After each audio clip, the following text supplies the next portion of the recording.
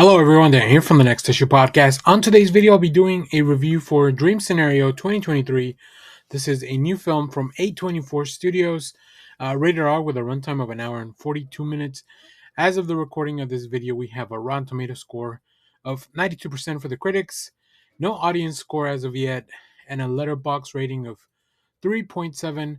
In this film, a hapless family man, Paul Matthews, finds his life turned upside down when millions of strangers suddenly start seeing him in their dreams.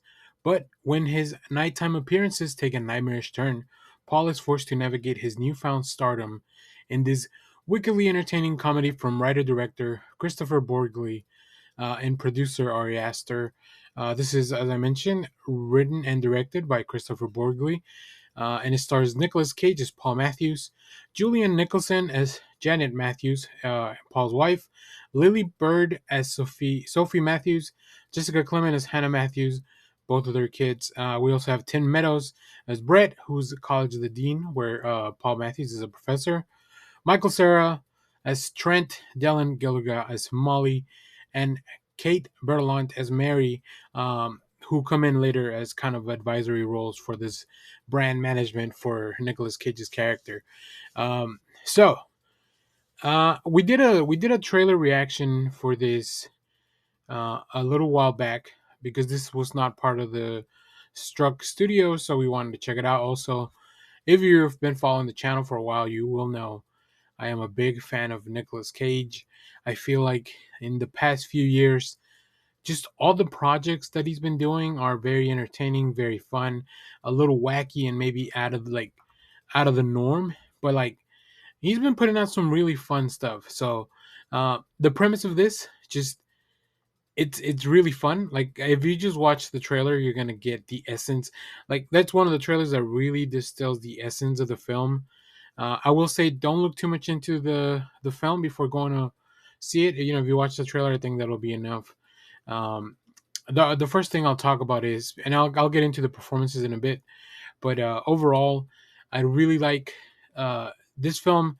It features a lot of dream sequences, right? That's a big part of it, and I really like how unique and I was gonna say realistic, but like I guess grounded they feel for like their dreams, and I think dreams are always open to interpretation. People experience different types of dreams, some very surreal, some more grounded, and the film kind of chooses a smattering of those types of things, especially as things escalate with some of the intensity of these dreams.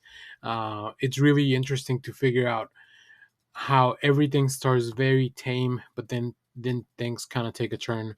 But the film itself, it's not really about dreams and all that. It's more about definitely a bit of a commentary on modern life fame, viral celebrity, like somebody that kind of happens to become a celebrity overnight, and just somebody that kind of gets launched, maybe unwillingly, into the eye of the public, social media. And then, of course, when the crowd kind of turns against you, and then your life begins to suffer, whether it be something that you did or whether it be deserved or not. I guess that's a really interesting exploration of all that subject matter. um, it really handles it, I believe, very well in a very realistic way. It never exaggerates too much, even just to to prove a point. I think it's just really telling a story that feels very much like, yeah, this is exactly what would happen if some random dude out of nowhere started kind of got launched into stardom, because it asks a lot of questions, like, as the individual, like what would he expect to get out of this, and how would you even navigate this? Like, it's almost like people that win the lottery, and we hear that most of them go broke within a few years. Like, it's pretty much the same, right? Just because something like this happens to you doesn't mean that it's going to launch you into a next into to keep that fame forever. Fame is fickle, society is very fickle, and then as soon as something happens that the public doesn't agree with, whether it be by your fault or not. In this case, Nicolas Cage character, you know, I think that it can even ruin somebody's life. So there's a lot of exploration of that in the film. So I thought that was very interesting. Um, the pacing of the film, it starts off very well. I really like the first two thirds, and then I feel like I mentioned this in my initial reaction. The film feels like it's running out of steam, and it's almost trying to, it's almost like doing a pit stop, right? If you're in a race, NASCAR, Formula One, whatever, it's almost like it needs a little pit stop to kind of keep going and finish out on the straightaway, which was really interesting. They do something like to kind of bring you into the closing sequences of this film that felt very weird and kind of came out of nowhere. It is really fun. There's a lot of very there's a lot of there's one specific actor that I was really glad to see for that part. I haven't named them because I don't want to spoil anything for you, but it was a very interesting exploration of that too. Like very weird, but definitely felt like something that could happen in a more um in a more of a Black Mirror-ish type of reality where things kind of take a turn for the worse.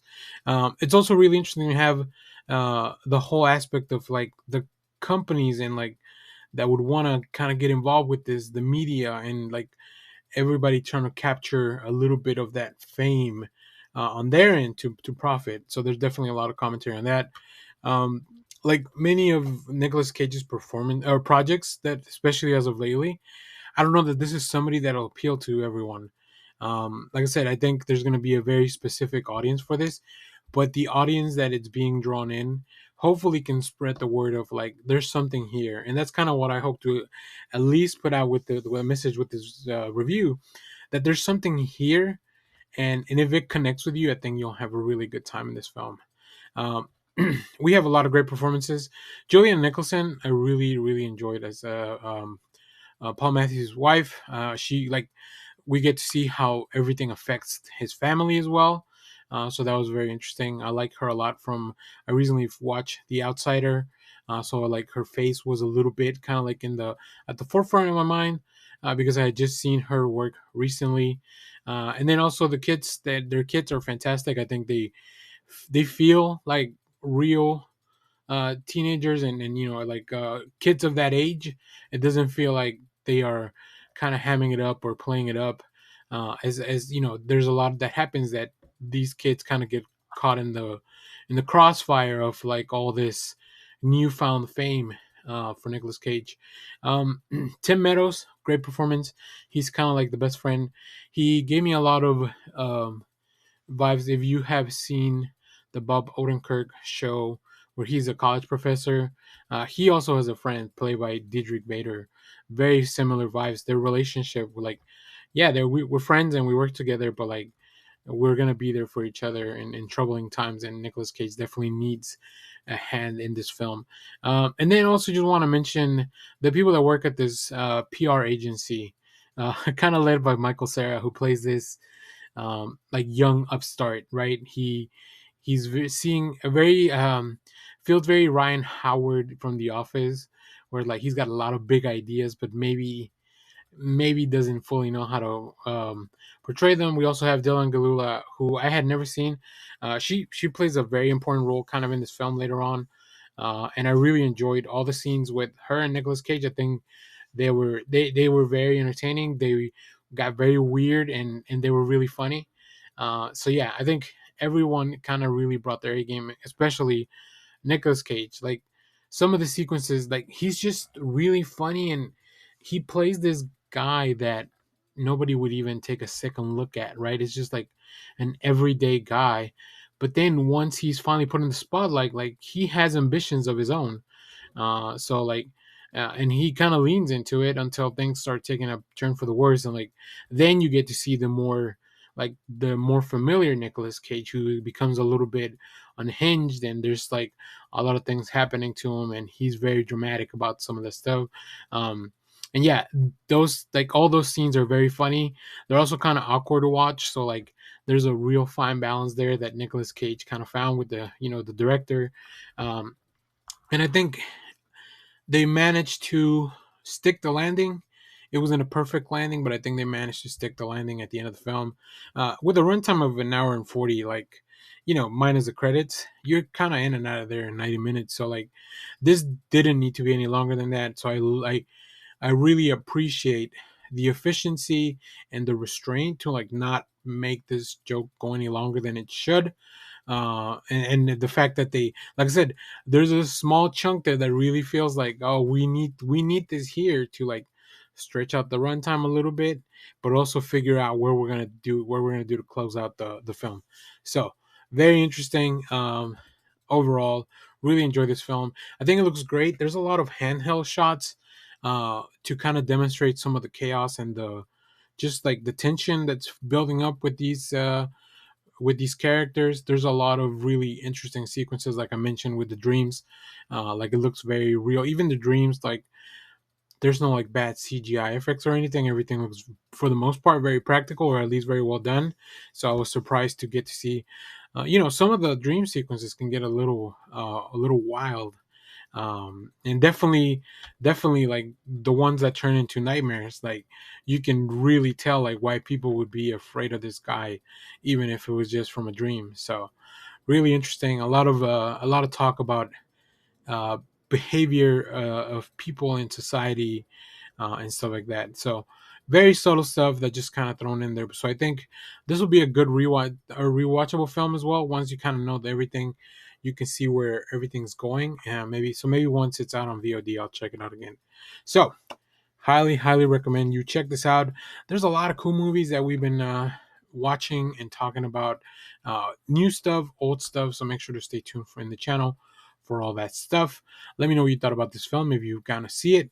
And as always, thank you for watching, everyone. Remember to share, like, subscribe, hit the bell so you know when we go live. That is most Saturdays, 10 a.m. Central Standard Time. Stay tuned. We have more comic reviews, trailer reactions, TV recaps, all that fun stuff here in the channel. Thanks for watching, everyone. Bye bye.